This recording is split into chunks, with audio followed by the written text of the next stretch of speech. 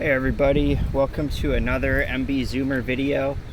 We're back again with zero editing, so we're going to do this all in one take. Today I'm going to show you how to tension your primary chain drive.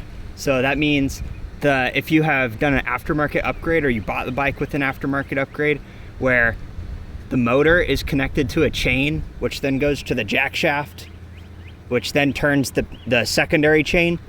I'm going to show you how to tension this first chain here. So I recently installed, and then at the end we're going to do a quick summary and review of the Warp 9 primary chain drive kit, which is the one I'm running here. You can tell the difference because the Warp 9 kit has these rubber gaskets around the sprockets. They're dampeners to ideally quiet the chain down a little bit, because a lot of people don't like how noisy the chain drives are. But anyway, let's get into the tensioning part first. So it's maybe a little hard to see on camera, but my chain is pretty loose here.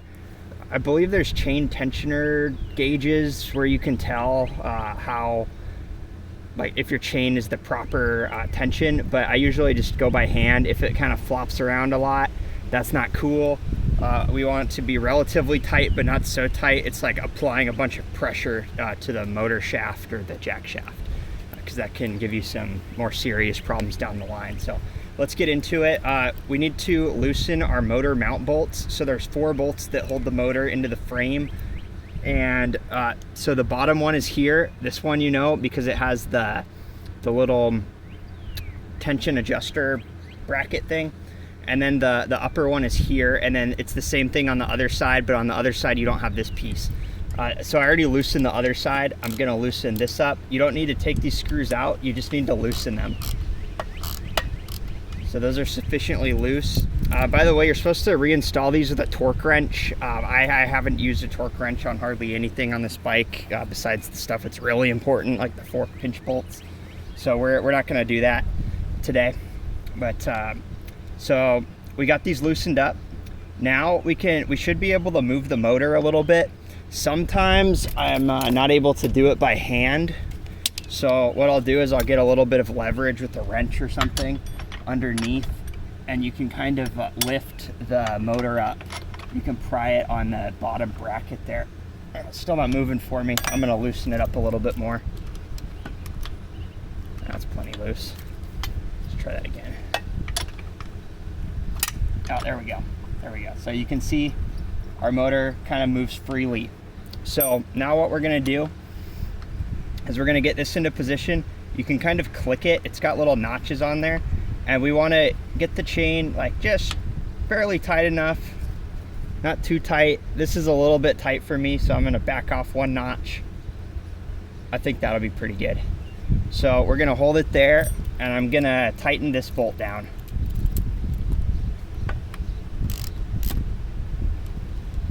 Double check my chain tension. That feels good. Again, you don't want it putting a bunch of pressure on the shaft or the jack shaft.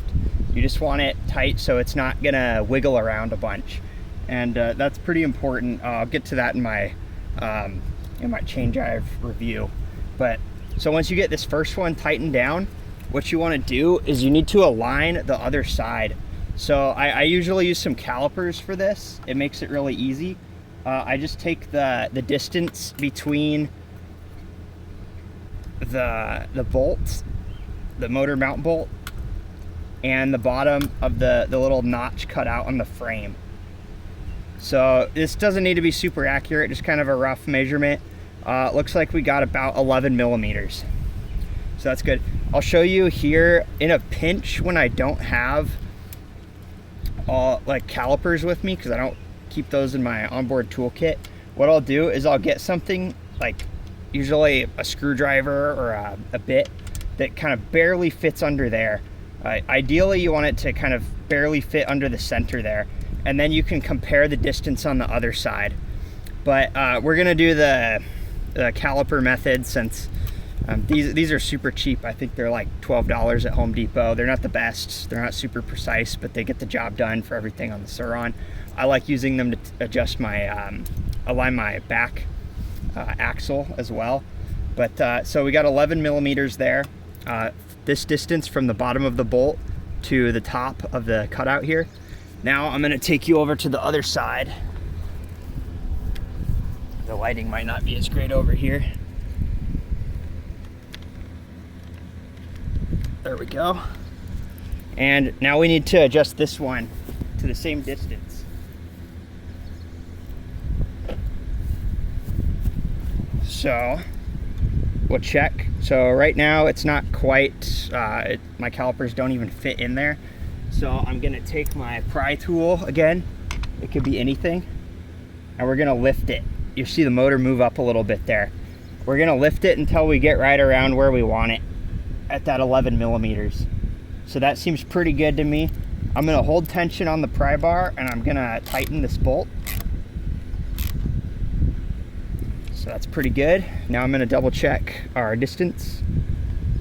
I think it might be a little bit too small. It's about 11, that looks good. So we're just kind of looking for pretty close. It doesn't need to be perfect. Maybe some people will complain about that in the comments, but I've been doing it like this for a while and haven't had any major issues.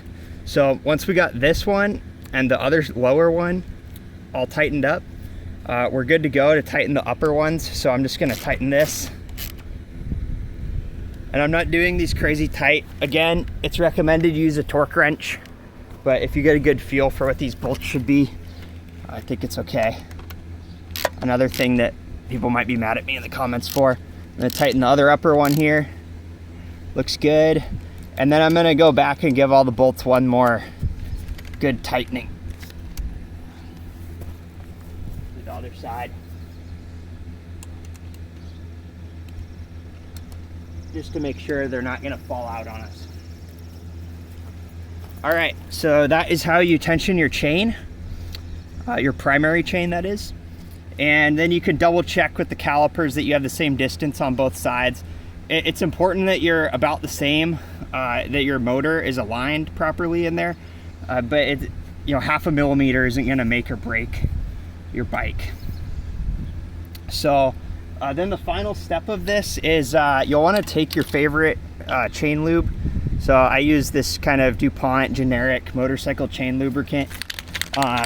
And you're gonna want to lubricate your chain. You'll notice my chain is not an O-ring chain, meaning that it needs more frequent lubrication. But if you have an O-ring chain, you don't have to worry as much about this, but it's a good idea to lubricate your chain from time to time, no matter what. So let's see if that's in frame, not quite.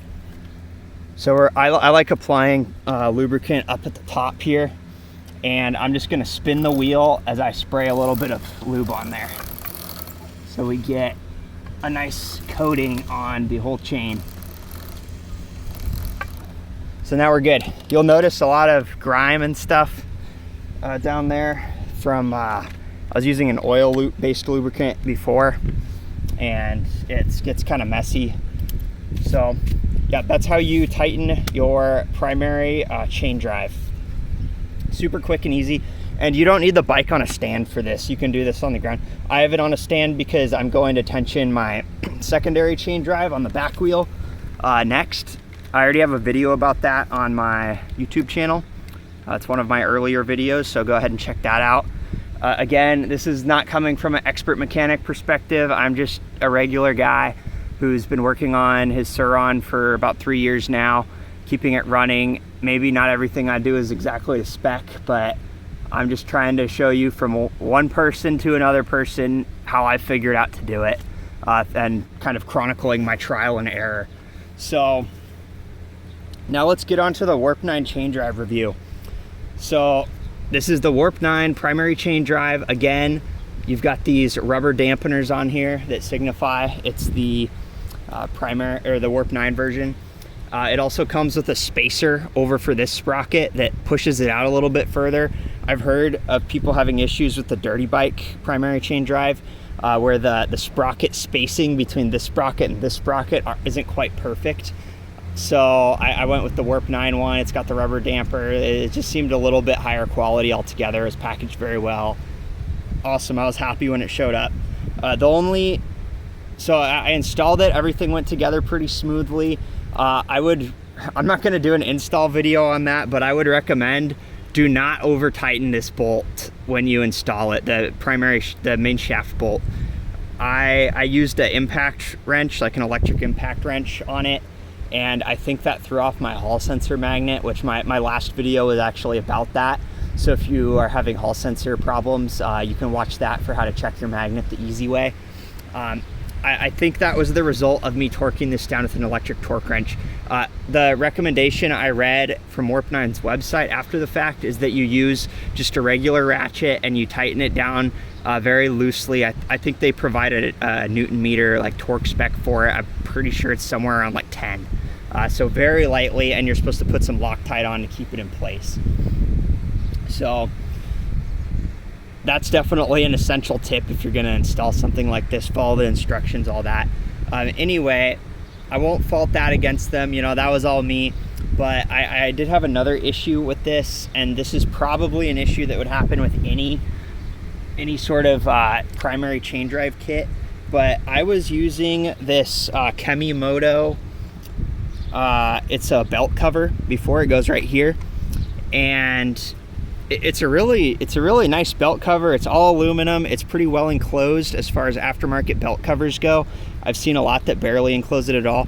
Originally, this like would flip open and there is a little bearing latch mechanism. Unfortunately, the bearing fell out, so I kind of had to like jerry rig it with a random screw that I ground off. So I installed my chain drive, and then I put my cover back on, thinking, all right, this couldn't hurt to have the cover on still. I don't want to get shoelaces caught in here or something.